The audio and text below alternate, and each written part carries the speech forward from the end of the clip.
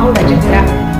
जाजपुर जिला धर्मशाला ब्लॉक अंतर्गत जेनापुर और कपाटबंध अंचल विभिन्न स्थान में महाप्रभु जगन्नाथ बाहुड़ा यात्रा महासमारोह पालन 64 पड़ांग स्थित माउसा मंदिर में पंडित मान द्वारा पारंपरिक नीति समापन होगा चतुर्धा मूर्ति को रथरूढ़ कर पंडित माधवानंद पट्टा, मणेश्वर पट्टा, हनुमान पट्टा, मनोहर पट्टा, चंद्रमणि पट्टा, विभू प्रसाद पंडा, देवी प्रसाद पंडा, तपन पंडा, श्रीवत्स पंडा द्वारा प्रभुंर रीतिनीति समापन होगा पर हजार हजार भक्त ठाकुर को दर्शन करने सह घंट घंटा खोल ताल हरिबोल हुलहुली और शंख ध्वनि रथ टाणी मंदिर पर्यंत नहीं।